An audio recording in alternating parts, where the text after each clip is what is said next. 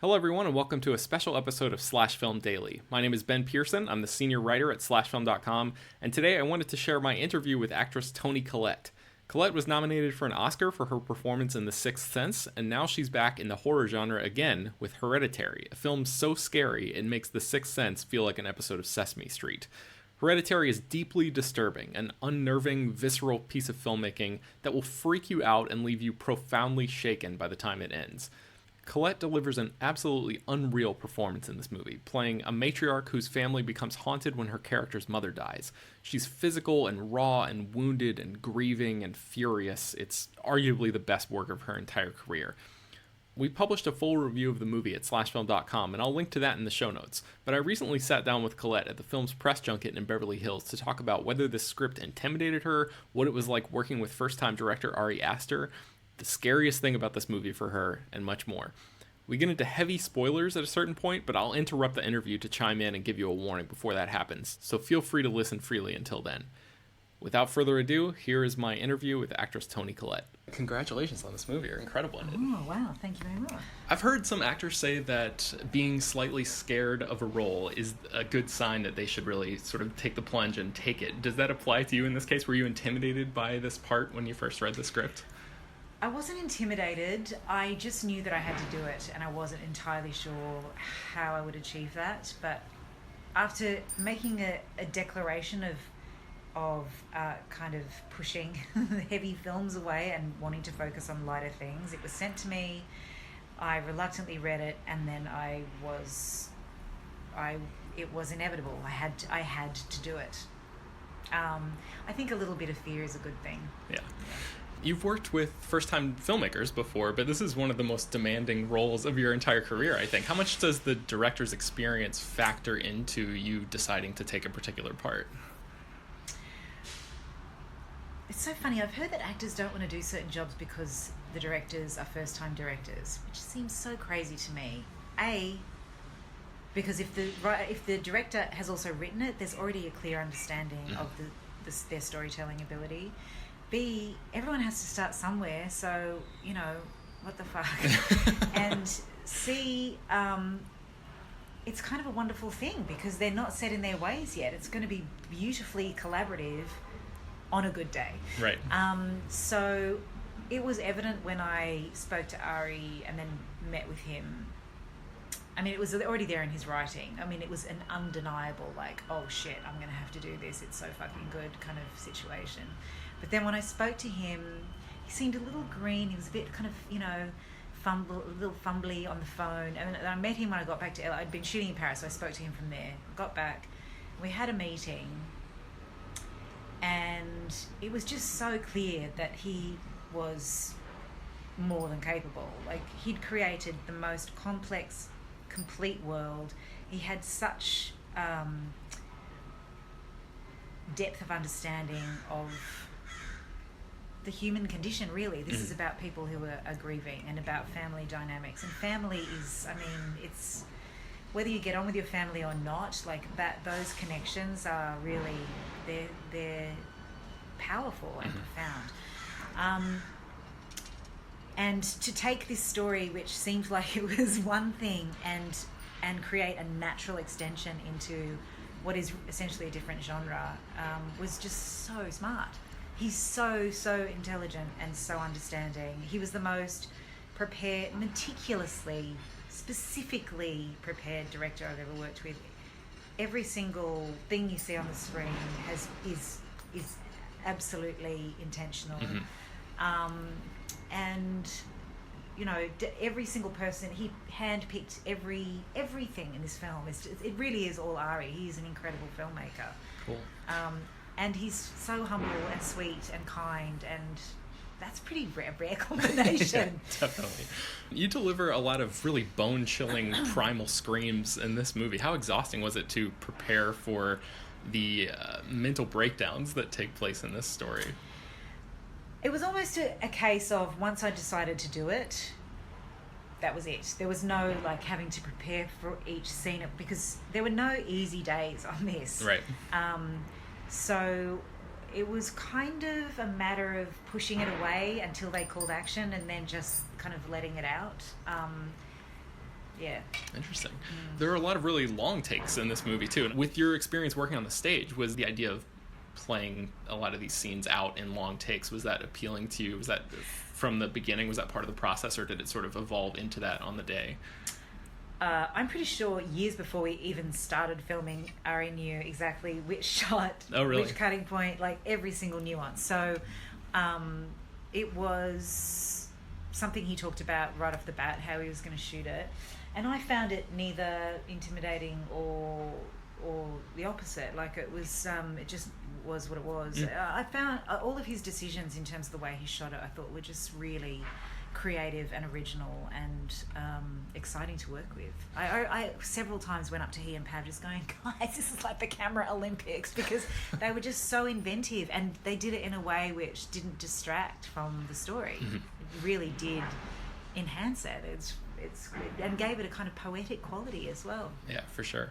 I find myself far more frightened of movies like this that deal with spirits and cults and things of that sort than about ones that center on masked killers or something like that, because I feel like there's some of the stuff the potential for it to be real, right? Yeah, it might be real, and I'm just unaware of it. And The Sixth Sense sort of had a little bit of that vibe as well. Is that something that you're particularly drawn to in a horror film? I am not drawn to horror films at all. I can't watch them, but yes, very definitely in both this film and The Sixth Sense, I loved that everything that happens within the film actually comes from a very honest place. It's actually quite pure and says something very real. I'm not interested in gratuitous fear, and I think this is a deep, complex story, which kind of becomes.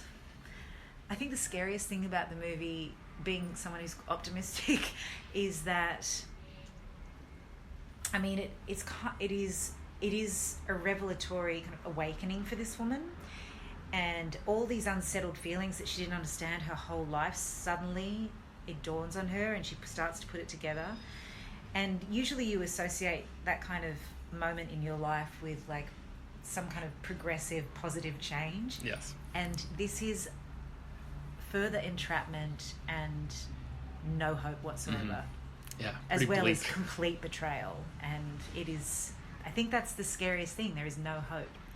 That sort of leads into my next question, which is, in addition to the traditional horror elements found in this movie, it also really grapples with a ton of these really big ideas, parental resentment and trust in a marriage and feeling guilty about not feeling sad enough at somebody's death.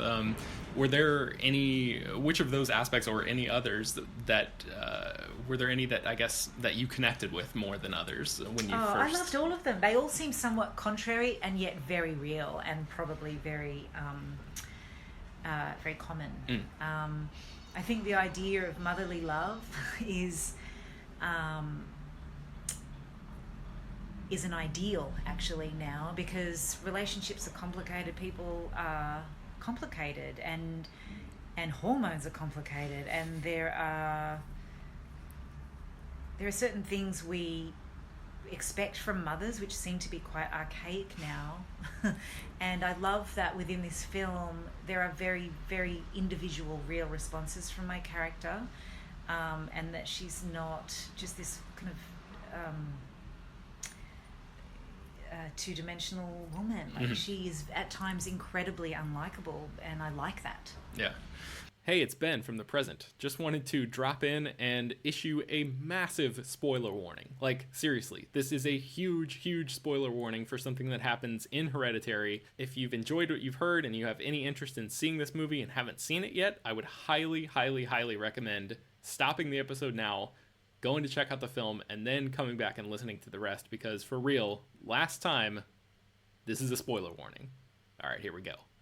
Can you tell me about the scene at the end with Annie sort of on the ceiling of the attic and when she's sawing through her own head? I mean, like, I lost my mind in the theater. Was that you up there? Did they make a bust of your head? How did that... So what was that like on the day, shooting that?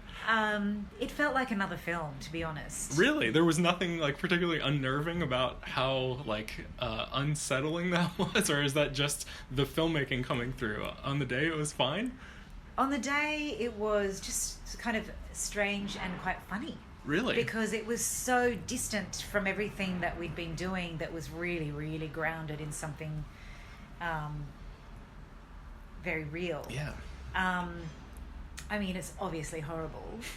And there was a whole kind of prosthetic that was made for me, and I really did have a piano string. And Ari was very... one thing I really love about the film is it's got its own rhythm. It's not trying to, pander to people and please people. It just is very confident, has its own rhythm. And even the sound, it's very specific, and it was all something that Ari was creating and aware of, and it's all intentional.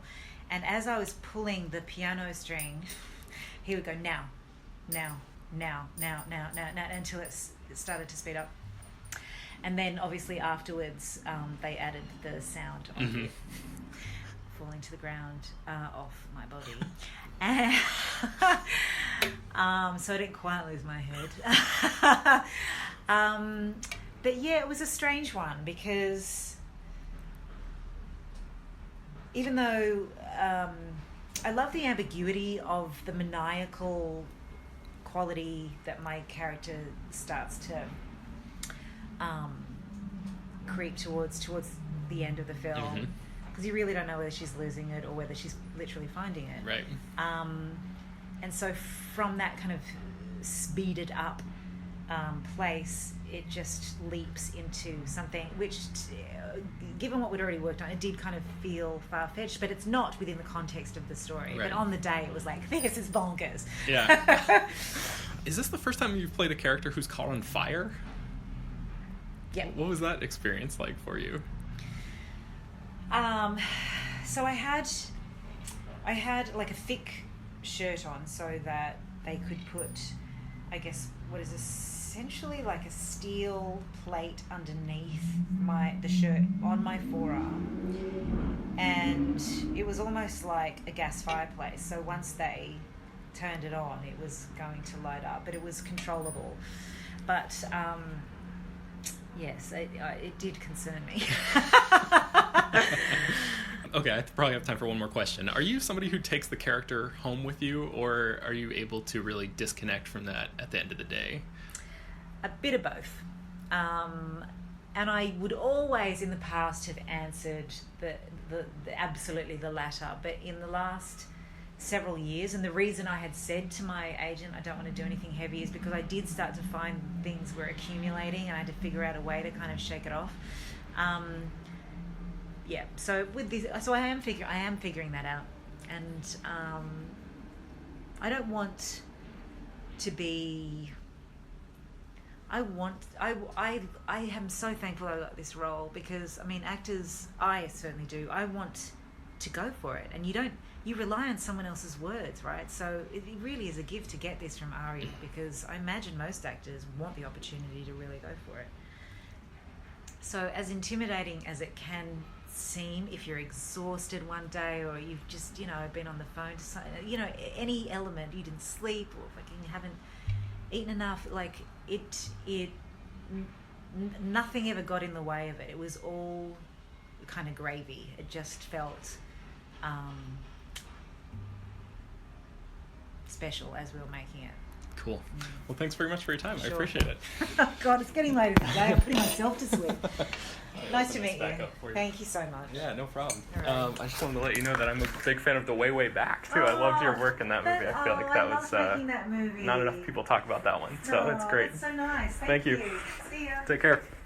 There you have it. Hope you enjoyed our conversation, and you can find more about Hereditary at slashfilm.com. Slash Film Daily is published every weekday, bringing you the most exciting news from the world of movies and television, as well as deeper dives into the great features you can find at slashfilm.com. You can subscribe to this podcast on iTunes, Google Play, Overcast, Spotify, all the popular podcast apps, and be sure to send your feedback, questions, comments, and concerns to us at peter@slashfilm.com. Make sure to leave your name and general geographic location in case we mention your email on the air. Also, do us a favor and rate and review the podcast on iTunes. That really helps us out in terms of visibility. Tell your friends, spread the word any way you can. Thanks for listening, everybody. We'll see you next time.